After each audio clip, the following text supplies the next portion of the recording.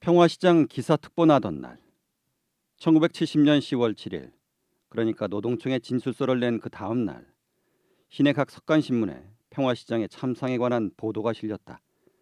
기다리고 기다렸던 기적이 마침내 일어난 것이다. 경향신문사 신문 게시판 앞에서 가슴을 조이며 기다리던 전태일은 새로 나온 석간신문 한 장을 사들고 미친 듯이 평화시장으로 달렸다. 인간시장에서 기다리고 있던 삼동의 회원들은 바라던 기사가 난 것을 확인하자 환호성을 터뜨리며 모두 얼싸안았다. 그날 경향신문 사회면 톱 기사로 골방서 하루 16시간 노동이라는 표제와 소녀 등 2만여 명 혹사, 거의 직업병, 노동청 뒤늦게 고발키로, 근로조건 0점, 평화시장 피복공장이라는 부제 아래 실렸던 기사 내용은 다음과 같다. 나이 어린 여자들이 좁은 방에서 하루 최고 16시간 동안이나 고된 일을 하며 보잘것없는 보수에 직업병까지 얻고 있어 근로기준법을 무색해하고 있다. 이들은 서울 시내 청계천 5가에서 6가 사이에 있는 평화시장 내 각종 기성복 가공업에 종사하는 미싱사, 재단사, 조수 등 2만 7천여 명으로 노동청은 7일 실태조사에 나서 근로기준법을 위반한 업체는 전부 고발키로 했다. 노동청은 이 밖에 500여 개나 되는 서울 시내 기성복 가공업소도 근로자의 실태를 조사키로 했다.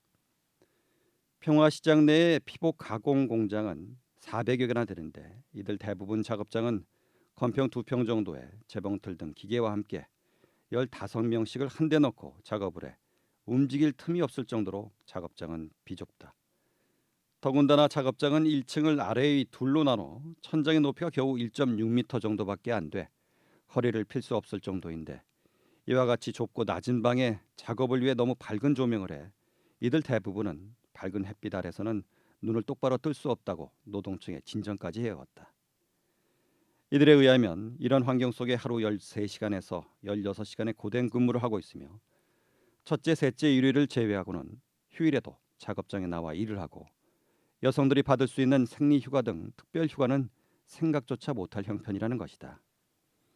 특히 13세 정도의 어린 소녀들이 대부분인 조수의 경우 이미 4, 5년 전부터 받던 3천 원의 월급을 현재까지 그대로 받고 있다.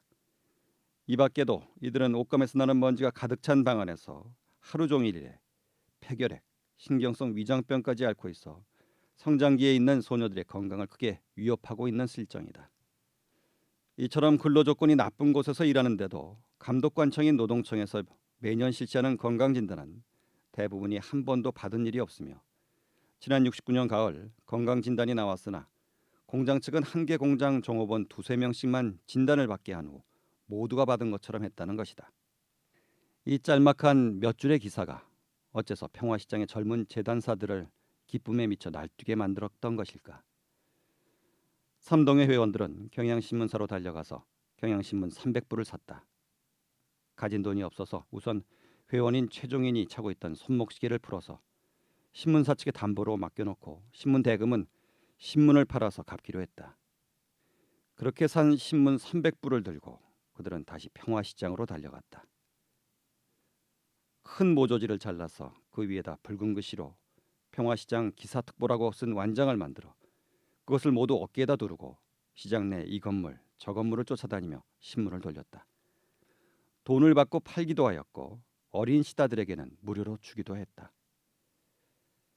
신문 한 장이면 그때 값으로 20원. 노동자들이 신문을 사서 보는 일이란 드물었는데 그날 신문 300부는 삽시간에 다 팔렸다. 어떤 노동자들은 신문을 나눠주고 있는 삼동의 회원들을 보고 수고가 많다고 말하면서 100원씩 또는 200원씩을 신문값으로 내기도 했는데 신문 한 장 값으로 1,000원을 내놓는 노동자도 한 명 있었다. 그날 저녁에 평화시장 일대는 축제 분위기로 들떴다. 군데군데 노동자들이 몰려서서 신문 한 장을 두고 서로 어깨너머로 읽으면서 웅성거렸다. 평화시장의 오랜 침묵이 깨어지는 순간이었다. 세상으로부터 버림만 받아온 그들. 고층 건물이 곳곳이 솟아있는 수도 서울에 살면서도 바로 창문만 열면 3일 고가도로를 호기롭게 달리는 자가용차의 화려한 행렬을 볼 수 있으면서도 어제도 오늘도 내일도 햇빛조차 주어지지 않는 먼지 구덩이 속에서 온종일 꼿꼿이 앉아서 손발이 닳도록 중노동에 시달리면서 살아야만 한다는 생각을 해왔던 그들. 굶주림과 질병과 멸시와 천대를 받고서도 세상의 철저한 무관심에 너무나도 익숙해 있었던 그들. 좋은 것은 모두 남들의 것, 더욱이 신문이라고 하는 것은 높은 사람들만의 것이라고 생각할 수밖에 없었던 그들. 바로 그들이 바로 그 신문에 하찮은 쓰레기 인간들인 자신들의 비참한 현실을 고발이라도 하듯 실려 있는 것을 보았을 때, 그것은 깊은 지층 속에 숨죽여 흘러가던 용암이 분출구를 만나 지맥을 찢고 드디어 터져 오르는 듯 오랫동안 쌓이고 쌓였던 통곡과 탄식과 울분이 한꺼번에 폭발하는 순간이었다. 우리도 인간인가 보다. 우리 문제도 신문에 날 때가 있나 보다. 이러한 자각이 노동자들의 잠자던 가슴을 뒤흔들며 평화시장 일대에 퍼져나갔다. 다음 날도 또 다음 날도 각 작업장 비좁은 먼지 구덩이 속의 화제는 모두 평화시장의 기사특보 이야기였다. 많은 노동자들이 삼동의 회원들을 찾아와서 인사를 하고 근로조건 개선을 위해 협력하며 싸울 것을 다짐했다. 엘리자베스 테일러라는 외국 여자가 리처드 버튼이라는 외국 남자와 몇 번 결혼하고 몇 번 이혼했는가를 사람들은 안다. 신문에 나기 때문이다. 그러나 평화시장의 13살짜리 여공들이 하루 몇 시간을 노동해야 하는가를 사람들은 알지 못한다. 신문에 안 나기 때문이다. 제클린 케네디 오나시스라는 외국 여자가 승마를 하다가 발가락을 삐었다 한다면 사람들은 늦어도 바로 다음 날까지는 그 사실을 알게 된다. 신속 정확한 신문 보도 덕분이다. 그러나 강원도 어떤 탄광에서 갱도가 무너져 광부들이 매몰되어 죽었다 하더라도 사람들은 그 사실을 반드시 알지는 못한다. 신문에 나지 않거나 나더라도 거의 눈에 띄지 않을 만한 구석자리에 작은 기사로 나기 때문이다. 이것이 바로 오늘날 우리 사회의 신문인 것이다. 우리 사회가 빈익빈 부익부의 현상에 비틀거린다면 우리 사회의 신문 역시 강한 자, 부유한 자의 속성에 비틀거리고 있다. 신문사의 주인은 대재벌급인 기업가, 그들이 밑바닥 인생들의 문제에 기본적으로 관심을 표시할 이유가 없다. 그들은 자신의 신문 경영에 막대한 영향력을 행사하고 있는 정치 권력의 비위를 일부러 거스를 필요가 없기 때문이다. 하지만 신문 경영도 하나의 장사이므로 신문을 사보는 독자들의 구미에 당기는 기사를 제작할 필요는 있다. 그러나 신문의 독자층이래야 대체로 중산층이다. 그들의 구미를 맞추려면 엘리자베스 테일러 같은 것으로도 충분하다고 신문 경영자들은 판단한다. 그리하여 대부분의 서민 대중들은 신문과 인연이 멀어지게 마련이다. 그들이 신문을 사서 보는 일도 드물거니와 그들의 문제가 신문에 취급되는 일도 드물다.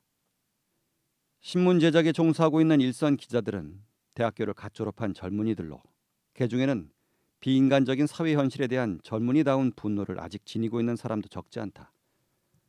그러나 그들은 대부분 그저 이 눈치 저 눈치 살펴가며 안일하게 살고 싶은 소시민들이다. 노동청 출입 기자들이 왜 한국에 수많은 근로기준법 위반 업체들이 있다는 사실, 아니 거의 대부분의 업체가 그러하다는 사실을 몰랐을 리가 있겠는가. 평화시장의 참상에 대해서도 기자들은 적어도 전태일을 만난 후로는 충분히 알고 있었음에 틀림없다. 그럼에도 불구하고 그들은 스스로 평화시장에 찾아가서 그 노동 실태를 파헤쳐보고 보도하려고 하지는 않았다. 그럴 용기가 나지 않았을 것이다. 만약 어떤 기자가 자진하여 그런 일을 하였더라면 신문사 안에 어떠한 윗사람도 그것을 달가워할 사람은 없을 것인 반면에 권력자나 기업주들은 왜 너만 유독 노동 문제에 관심을 가지냐고 색안경을 쓰고 그를 주시하게 될 것이다. 전태일이 모든 자료를 갖추어 노동청에 정식으로 진정서를 제출하였을 때에야 비로소 노동청 출입 기자들은 그것을 빌미로 하여 평화시장 기사를 다룰 용기가 났던 것이었다.